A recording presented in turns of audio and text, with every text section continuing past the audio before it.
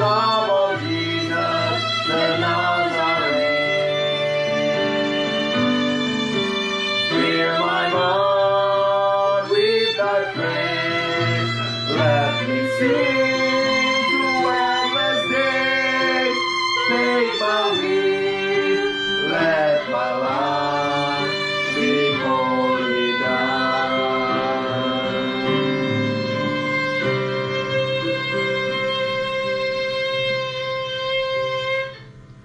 Kepada hambanya, Pendeta Dr. Insinyur Mangapul Sagala, saya persilakan.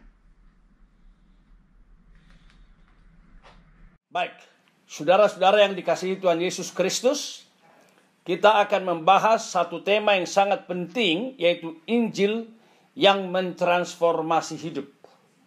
Injil yang mentransformasi hidup.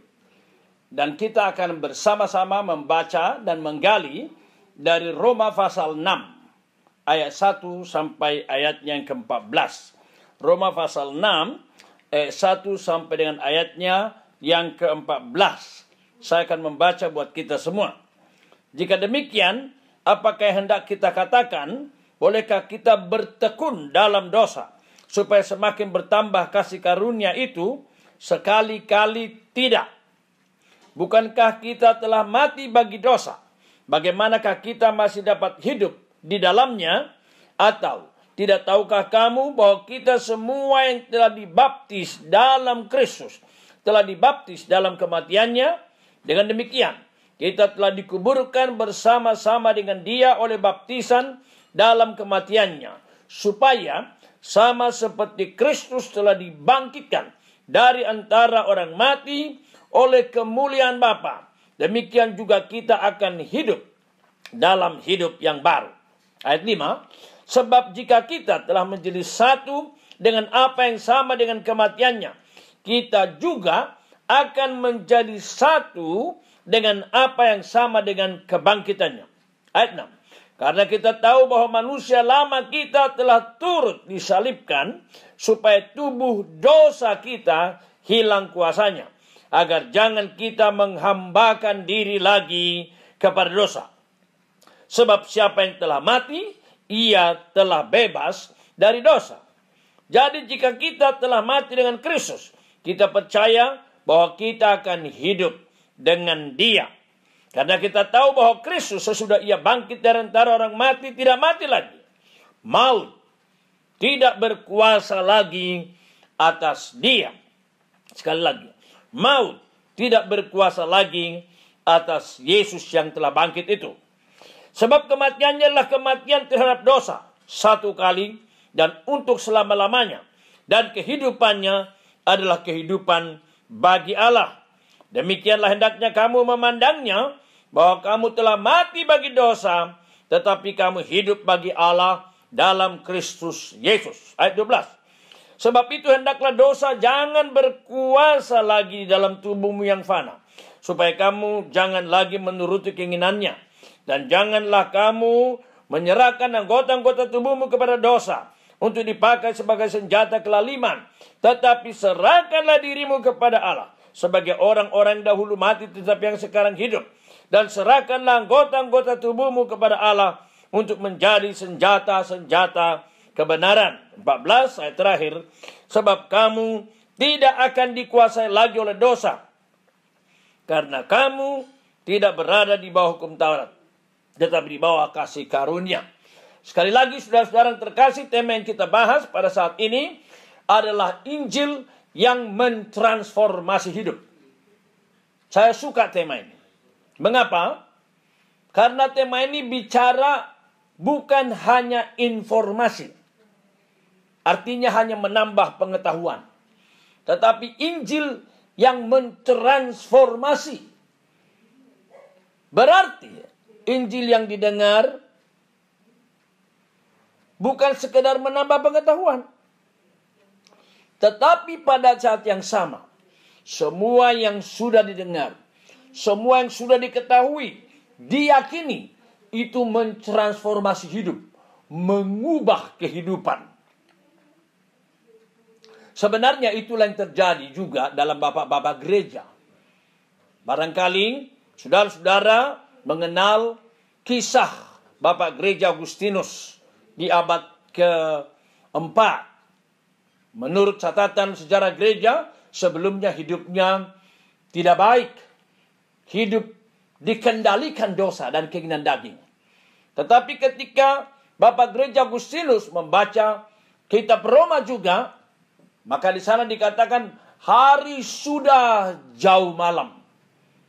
Karena itu marilah kita menanggalkan semua perbuatan-perbuatan kegelapan yang tidak berbuahkan apa-apa. Rupanya firman Tuhan ini nancep dalam pikiran Bapak Gereja Agustinus. Hari sudah jauh malam, hampir gelap. Mari kita tinggalkan semua perbuatan kegelapan. Ayat itu Roh Kudus berbicara, dia mengetahui dan itu mengubahkan hidupnya. Dan akhirnya kita tahu, dia menjadi orang yang sangat dipakai Tuhan dalam sepanjang sejarah gereja. Demikian juga kalau kita melihat Bapak Martin Luther, tokoh reformasi di abad 16, ketika dia kembali membaca kitab Roma. Dalam Roma pasal 1 ayat 16-17. Di sana dikatakan dibenarkan karena iman. Sebelumnya Martin Luther merasa dia dibenarkan, diterima di hadapan Allah karena dia berbuat baik. Dan menurut kesaksiannya, dia sudah berusaha sebaik-baiknya segala sesuatu yang seharusnya dikerjakan oleh rahib, biara pada waktu itu. Dan dia lakukan itu. Tetapi tidak menghasilkan apa-apa. Bahkan dia merasa setiap kali dia bertemu dengan kata kebenaran dalam Alkitab, dia ketakutan. Karena apa? Kebenaran Allah pasti begitu tinggi, begitu agung, suci. Dan dia takut dengan kata itu. Sampai akhirnya suatu ketika, menurut Martin Luther, dia membaca Roma pasal 1, bahwa orang benar akan hidup oleh iman. Firman Tuhan membuka mata rohaninya. Firman Tuhan meyakinkan dia. Dan Roh Kudus mencerahkan dia. Dan dia berkata, saat itu saya melihat seperti pintu sorga terbuka bagi saya. Ternyata orang benar bukan karena dirinya benar, tetapi karena Kristus yang benar menjadi kebenarannya. Kristus yang benar. Bukan aku yang benar, tapi Kristus benar bagi aku. Kebenaran itu mengubahkan dia. Demikian juga, kalau kita bicara Injil mengubahkan, seharusnya itu yang akan kita alami. Jangan pernah hidup dalam dosa. Bahkan jangan pernah menikmati dosa. Ada orang berkata, dosa itu nikmat. Tapi saya bersyukur, ketika saya studi di Trinity College, Profesor Dr. Walter Hansen, dikenal dengan Dr. Hansen, dosen perjanjian baru yang sangat terkenal, juga menulis beberapa buku termasuk kitab Abraham dalam Galatia. Dia menyatakan 3 hal penting tentang dosa. Pertama, dosa itu membutakan. Sin blinded. Lalu yang kedua, dosa itu melumpuhkan. Ketika hidup dalam dosa, bukan saja buta, tidak bisa membedakan lagi mana yang baik, mana yang jelek, tetapi juga kita jadi lumpuh. Dalam Mazmur 51, Daud ketika banyak dari dosanya, dia berkata, tulang-tulangku remuk, seperti tidak berdaya. Yang tadinya bergairah belajar, tadinya bergairah bekerja, bergairah melayani, dosa masuk. Akhirnya terjadi kelumpuhan. Dan akhirnya, dosa bukan saja membutakan dan melumpuhkan, dosa juga membinasakan. Itu sebabnya saya selalu menekankan dalam ibadah-ibadah, dalam khotbah-khotbah, sebenarnya rahasia kerohanian orang benar di mana terletaknya? Bukan aktivitasnya, bukan kegiatan yang banyak, bukan jabatannya yang tinggi secara kerohanian, tetapi rahasianya adalah apa? Kepekaannya terhadap dosa dan terhadap kuasa gelap. His sensitivity towards sin and the power of darkness. Itu kepekaan. Makin kita sensitif sama dosa, makin kita sensitif kepada kuasa kegelapan, berarti itu menunjukkan kerohanian yang benar. Dan juga kalau kita kerohaniannya benar, akan terus-menerus merindukan pertumbuhan. Tidak pernah puas, tidak pernah cukup dengan kerohaniannya. Dia akan terus-menerus bertumbuh, mengejar, merindukan untuk terus bertumbuh dan memuliakan nama Tuhan. Sebenarnya itulah yang terkandung dalam Roma pasal 6 ayat 1 tadi. Itu merupakan sebuah pertanyaan yang retorika. Ditanya, tidak memerlukan jawaban sebenarnya. Dia sendiri menjawab pertanyaannya. Rhetorical question. Itu yang kita baca tadi di ayat 1. Jika demikian, apakah yang hendak kita katakan? Bolehkah kita bertekun dalam dosa supaya semakin bertambah kasih karunia? Apa yang terjadi di balik teks ini? Barangkali seperti banyak kejadian sekarang. Di masa Paulus, di Roma juga sudah banyak orang hidup dalam dosa. Dan kalau pemahaman Alkitab yang salah digabungkan dengan gaya hidup hedonis atau gaya hidup dalam dosa, fleshly, yang kedagingan, maka memang akhirnya seperti ini. Biarkanlah terus berdosa. Anugerah Allah besar. Makin kita berdosa, anugerah Allah makin berlimpah. So, bukan karena kebaikan kita diterima. Semua karena kebaikan Allah. Maka pertanyaan muncul di sini. Bolehkah kita bertekun dalam dosa? Continue to live, continue to practice sin. Sehingga kasih karunia bertambah banyak? Dia sendiri menjawab pertanyaannya. Dia jawab dengan sangat tegas. Sama sekali tidak. Puji Tuhan. Kita tidak boleh bertekun dalam dosa. Sebagai orang yang sudah mengenal kitab suci. Teks ini menegaskan. Tidak. Kenapa? Kalau kita lihat pada bagian ini. Dia memberikan beberapa alasan. Pertama, sifatnya ini saya melihat ini secara ritual. Bukankah kita telah mati bagi dosa? Bagaimanakah kita masih dapat hidup di dalamnya? Apa maksudnya ini? Dia menunjuk kepada baptisan. Ayat 3. Atau tidak tahukah kamu bahwa kita semua yang telah dibaptis dalam Kristus, telah dibaptis dalam kematiannya? Sekali lagi. Tidak tahukah kamu bahwa kita semua yang telah dibaptis dalam Kristus, telah dibaptis dalam kematiannya? Dia menjelaskan di sini tentang teologi baptisan. Baptisan bukan sekedar ritual agamani Kristen. Maka kita ada air atau kita masuk ke dalam air itu, tetapi dikatakan di sini itu menjadi tanda yang kelihatan dari makna yang tidak kelihatan. So we have the very essence, important thing taught from the Bible. Apa itu? Esensinya adalah apa? Bahwa ketika seorang dibaptiskan, jadi di sini kita lihat memang prakteknya adalah baptisan selam. Ketika dia masuk, maka itu berarti menandakan dikubur itu. Setelah dia keluar kembali, itu menjadi menandakan simbol dari kebangkitan itu keluar. Maka dikatakan di sini, mati di dalam baptisan itu. Tetapi setelah keluar, nanti akan kita lihat, kita juga akan bangkit. Poin yang pertama di sini, tidak boleh lagi kita bertekun di dalam dosa. Karena apa? Karena sangat jelas, kita sudah mati. Bagaimana lagi kita bisa melanjutkannya? Di dalam ayat yang keempat, dengan demikian kita telah dikuburkan bersama-sama dengan dia oleh baptisan dalam kematian. Jadi mari kita lihat, bagi saudara dan saya, sudah dibaptis, kita ingatin. It's not merely Christian practicing ritual. Tetapi itu bicara sesuatu yang sangat penting. Melalui baptisan, we have been united with Jesus. Kita dipersatukan dengan Yesus dalam kematiannya. Tetapi juga disatukan dalam kebangkitannya. Itu ayat 4. Dengan demikian kita telah dikuburkan bersama dengan dia oleh baptisan dalam kematian, supaya sama seperti Kristus telah dibangkitkan dari antara orang mati oleh kemuliaan Bapa, demikian juga kita akan hidup dalam hidup yang baru. Pertanyaan yang bersifat rhetorical question from Paul is answered by Paul with very positive. No, tidak bisa. Kita tidak bisa bertekun melanjutkan dalam dosa. Kita tidak boleh menikmati dosa. Karena apa?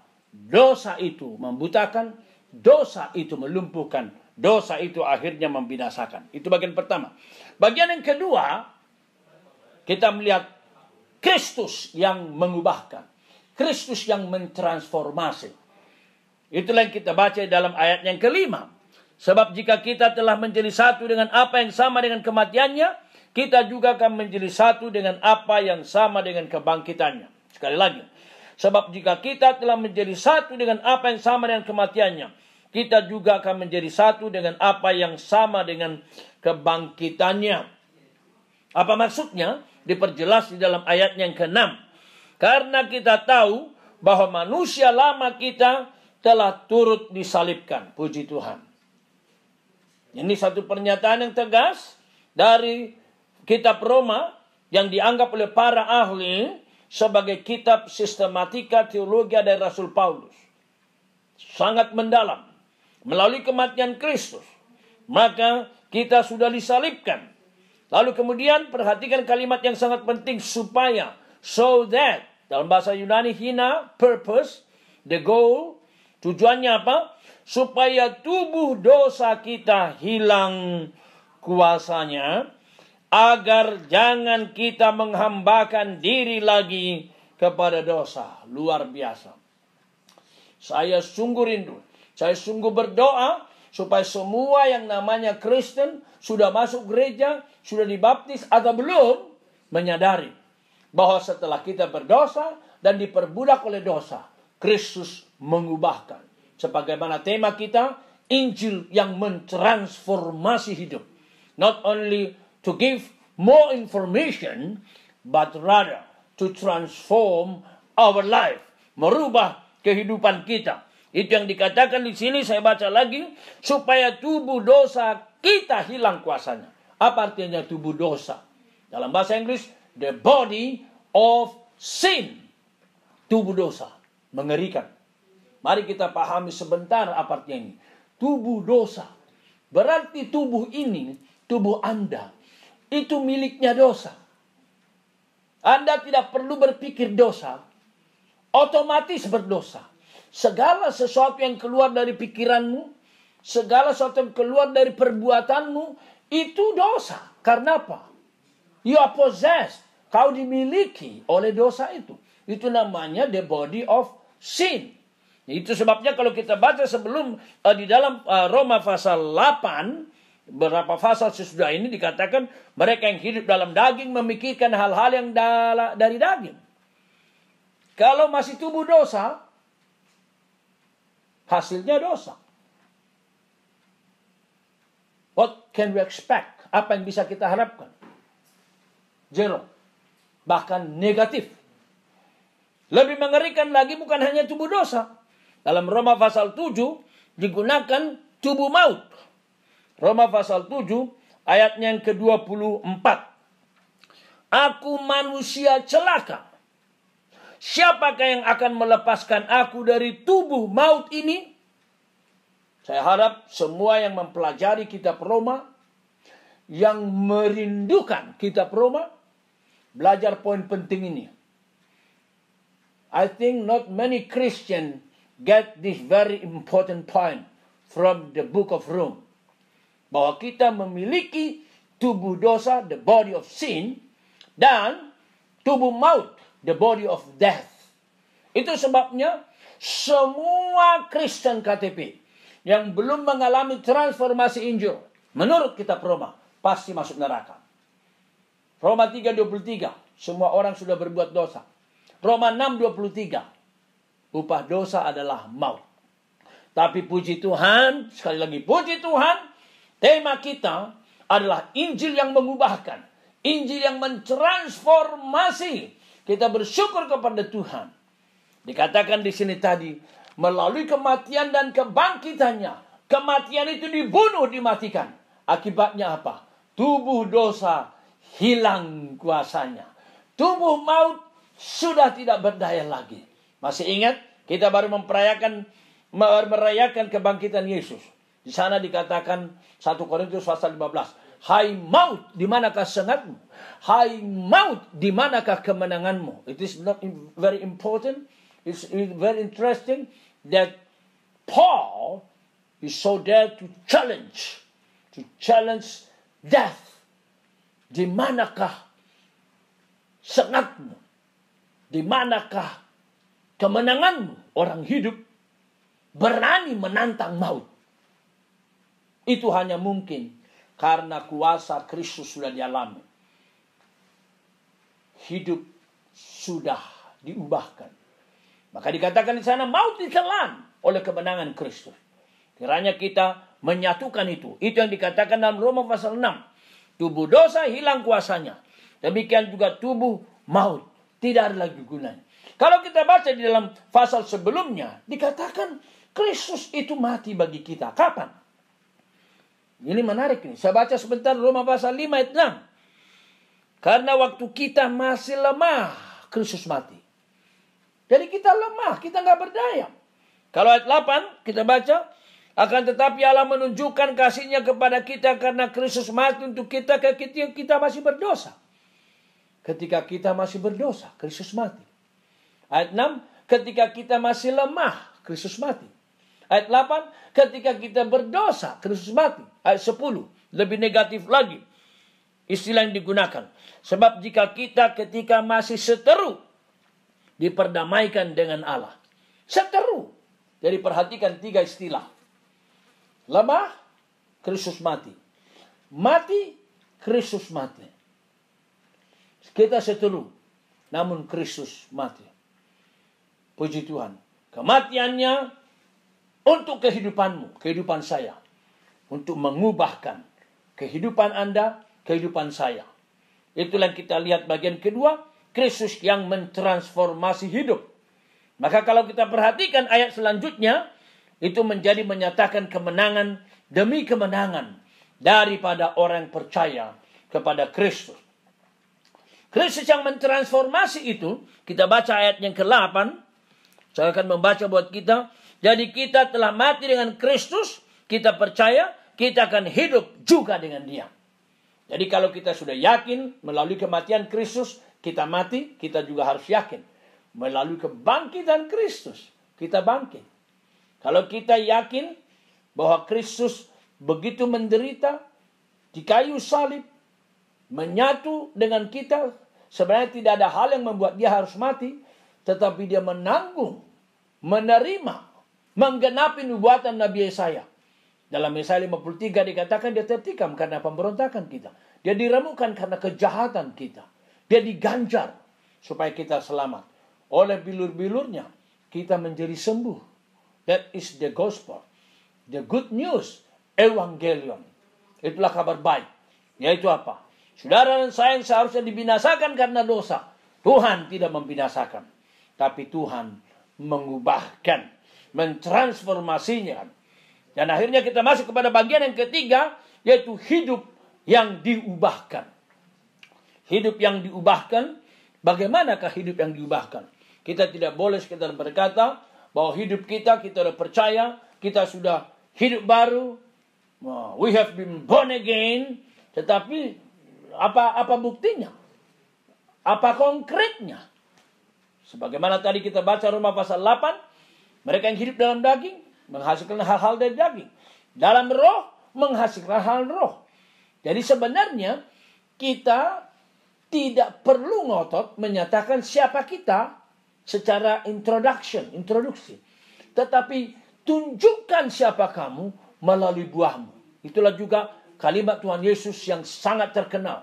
Pohon dikenal dari buahnya. Jadi kita lihat hidup yang diubahkan itu seperti apa. Secara konkret itulah yang ditegaskan di dalam ayat yang ke-11. Roma 6:11. Demikianlah hendaknya kamu memandangnya. Bahwa kamu telah mati bagi dosa. Pandang ini. Cara pandang sekarang mesti berbeda. Kamu telah mati bagi dosa. Tetapi kamu hidup bagi Allah dalam Kristus Yesus. Jadi ada 2 hal penting cara pandang sini. Pertama, kamu telah mati bagi dosa.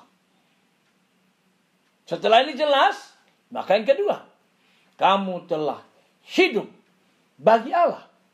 Apa artinya itu? Mati bagi dosa. Nah, dijelaskan ayat-ayat itulah yang dijelaskan di bawah ini. Ayat yang ke-9, karena kita tahu bahwa Kristus sesudah ia bangkit dari antara orang mati, tidak mati lagi. Itu dia. Kristus sesudah mati, tidak mati lagi. Tidak mengulangi kematian. Dan lebih penting lagi, maut tidak berkuasa lagi atas dia. Karena kita tahu, we know. Ini harus perhatikan ini. Ini penegasannya. Apa yang kita tahu? Kristus sesudah ia mati, tidak mati lagi. Kemudian dia bangkit. Maka ketika dia bangkit, maut tidak lagi berkuasa atas dia. Ayat yang ke-10. Sebab kematiannya adalah kematian terhadap dosa. Kematian terhadap dosa. Satu kali untuk selama-lamanya. Puji Tuhan. Kristus mati, tidak mati lagi. Sudah dia bangkit, sudah selesai. Kematian untuk selama-lamanya. Dan kehidupannya adalah kehidupan bagi Allah. Demikianlah hendaknya kamu memandangnya. Seperti apa? Kamu telah mati bagi dosa, tetapi kamu hidup bagi Allah. Konkretnya seperti apa itu? Nah, konkretnya mari kita lihat hal-hal konkret. Ayat 12. Konkret yang pertama, kalau betul-betul kita menghayati bahwa kita sudah mati bagi dosa dan kita hidup bagi Allah. Konkretnya yang pertama ayat 12. Sebab itu hendaklah dosa jangan berkuasa lagi di dalam tubuhmu yang fana. Saya baca sekali lagi. Hendaklah dosa jangan berkuasa lagi. Perhatikan kata lagi. Lagi berarti diulangi. Berarti sebelumnya dosa berkuasa. Sin master our life. It is not ourselves who master our life, but rather sin controls our life. Itu yang dikatakan orang yang hidup dalam daging, yang belum mengalami transformasi, perubahan hidup. Maka apa? Dia tidak bisa tidak berdosa. Not able not to sin. Non posse, non pecare. Mau tidak mau harus berdosa. Bukannya dia berencana berdosa, berbohong, drugs, alkohol, atau perselingkuhan, atau apa saja jenis dosa-dosa. Bukan. Tetapi the tendency, bagaimana dosa mengontrol, menguasai. Maka dikatakan di sini, sebab itu hendaklah dosa jangan berkuasa lagi. Amin. Jangan berkuasa lagi. Katakan sama Tuhan, terima kasih Tuhan, karena kau sudah mati mematikan kuasa dosa. Dan Tuhan membawa saya kepada kemenanganmu melalui kebangkitanmu. Maka katakan secara praktis bahwa Injil yang mentransformasi berarti hidup saya yang sudah Tuhan ubahkan ini tidak boleh lagi dikuasai oleh dosa. Saya harus berkuasa, atau lebih tepatnya, biarlah firman dan Roh Kudus berkuasa. Itulah nanti yang kita lihat dalam Roma pasal 8. Bukan dosa yang berkuasa, bukan si aku yang berkuasa, Roma pasal 7, 14 ke bawah, aku, si dosa berkuasa dalam hidupku. Tapi dalam Roma pasal 8, it is He, the Spirit of God, God Himself, master your life and my life. Puji Tuhan. Ini harus dilihat sebagai satu kebenaran yang sangat penting. Sebagai hal yang sangat konkret dari karya Allah yang telah memerdekakan, yang telah mentransformasi, yang telah mengubahkan. Secara negatif, say no to sin. Katakan tidak kepada perhambaan dosa. Secara negatif. Secara positif, itulah ayat yang ke-13.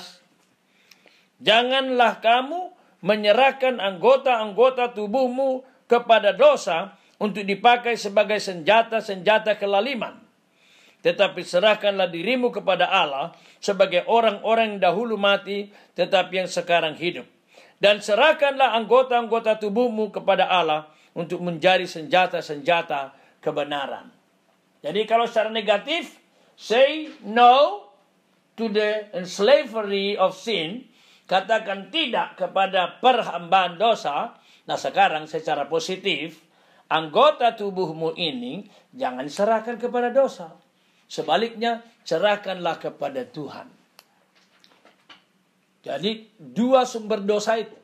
Satu, perbudakan datang tuan dari luar. Katakan no.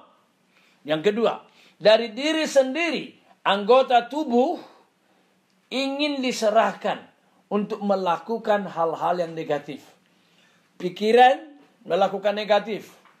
Tangan melakukan yang negatif. Mulut misalnya mengatakan kalimat-kalimat kotor, sumpah serapah. Dikatakan jangan lagi. Masuk kepada perhambaan yang baru. Jadi tetap hamba. Tetap ada Tuhan. Tapi Tuhan yang lama adalah dosa. Tuhan yang baru sekarang adalah Tuhan Yesus. Dan hamba. Tangan kita bekerja bagi Tuhan. Mulut kita memuliakan Tuhan. Selama ini kemana uangnya digunakan? Karunia-karunianya kemana digunakan? Kalau masih dosa, sekarang katakan tidak lagi. Sekarang saya milik Yesus. Saya sudah dimerdekakan. Saya sudah ditransformasikan.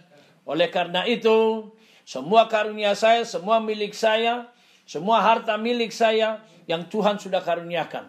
Semua kemampuan saya, jabatan saya, posisi saya, atau popularitas saya, semuanya saya gunakan secara kaya bagi kemuliaan nama Tuhan. Itulah ayatnya ke-12 dan ayatnya ke-13. Dan akhirnya ditutup pada penegasan ayat 14 sebagai penegasan ulang. Sebab kamu tidak akan dikuasai lagi oleh dosa. Jadi diulang lagi. Ingat ini. Tidak dikuasai lagi oleh dosa. Bolak-balik diulang. Ayat yang 6 sudah dikatakan. Ayat 6 sudah dikatakan sebelumnya. Tubuh dosa hilang kuasanya. Di sini diulangi lagi. Hilang kuasanya. Tubuh dosa hilang kuasanya. Tubuh maut hilang kuasanya. Kita sudah belajar tadi hal yang penting. Tubuh dosa, the body of sin, itu diubahkan oleh Tuhan. Tubuh maut berarti tubuh yang membawa kepada kematian. Sudah Tuhan transformasikan. Puji Tuhan, itulah yang disebutkan dengan evangelion, kabar baik, good news. Sebagai kesimpulan, kalau kita berkata, hidup kita diubahkan, maka kita harus berkata, saya bersyukur kepadamu Tuhan, saya sudah Engkau ubahkan di dalam karya Kristus yang telah mati dan telah bangkit bagi saya. Dan ingat, itu bukan sekedar feeling, itu bukan sekedar perasaan. Sehingga mungkin ada yang berkata, kok saya nggak rasa apa-apa. Tidak. Itu soal percaya, soal fakta. Kristus mati di kayu salib, itu fakta. Kristus dikuburkan, itu fakta. Kristus bangkit, itu fakta. Dan apakah saudara percaya, beriman? Kalau saudara percaya, beriman, katakan ya Tuhan, itu fakta. Fakta bertemu fakta, bukan perasaan. Alamilah itu. Lalu yang kedua, konkretnya tadi, miliki cara hidup yang baru tadi. Katakan amin. Saya mati bagi dosa, saya hidup bagi Allah. Lalu, secara lebih konkret lagi, say no, katakan tidak kepada perbudakan dosa. Dari luar, perhambaan Tuhan yang lama, saya putuskan. Secara tegas katakan itu. Sebaliknya, anggota tubuh jangan diberikan, jangan serahkan. Ayat 13 tadi. Karena apa? Kita sudah memiliki Tuhan yang baru. Terpuji nama Tuhan. Saya tidak tahu di mana kondisi Bapak, Ibu, Saudara-saudara sekalian. Jikalau saudara-saudara sudah sungguh-sungguh di dalam nama Tuhan Yesus, maka aminkan firman Tuhan itu. Jangan lagi hidup dalam dosa, jangan hidup lagi dalam perhambaan dosa. Tetapi katakan, Tuhan, saya sudah mati dan bangkit bersama Kristus. Karena itu biarlah semua anggota tubuhku, karuniaku, milikku, studiku, pekerjaanku, semua masa depanku kuserahkan padamu. Dan nikmati itu. Nikmatilah hidup yang diubahkan. Dari kemuliaan menuju kemuliaan. Dari berkat Tuhan menuju ke berkat Tuhan. Tetapi kalau ada di antara saudara-saudara sekalian belum sungguh-sungguh mengalami hidup baru, saya memberikan kesempatan kepada saudara. Alami. Buka hatimu. Katakan kepada Tuhan Yesus, ya Tuhan, saya tahu saya orang berdosa. Saya menyesal. Saya sebagai orang berdosa. Dan saya mau datang kepadamu. Mari kita ingat, di luar Kristus, Tuhan Yesus berkata, kamu tidak dapat berbuat apa-apa. Masih ingat istilah ayat 6? Tubuh dosa, the body of sin. Dan pasal 7 tadi kita baca 24, tubuh maut, the body of death. Tubuh yang membawa, mau tidak mau harus berdosa. Jadi kalau saudara malas, saudara kecenderungannya berdosa, entah itu alkohol, entah itu gambling, judi, entah itu mungkin hidup secara amoral, itu adalah kecenderungan yang datang dari dalam. Tidak bisa engkau lawan, karena perbudakan dosa ada di sana. Tetapi ketika Kristus Tuhan yang baru datang, kau buka hati. Katakan, Tuhan, saya orang berdosa. Saya tidak mau terus dalam perhambaan ini. Tuhan, patahkan perbudakan dosa ini. Saya membuka hati. Saya mengundang engkau. Maka Tuhan akan menolong. Roh Kudus akan diutus. Sama seperti Galatia pasal 4 ayat 6 berkata, Allah akan mengutus roh anaknya ke dalam hati kita yang berkata, ya Aba, ya Bapa. Mau saudara? Kalau saudara mau, kita akan berdoa bagi saudara. Banyak hamba Tuhan berdoa bagi saudara. Atau sesudah mendengar firman Tuhan ini, konseling kepada pendeta, hamba Tuhan. Tuhan memberkati saudara sekalian.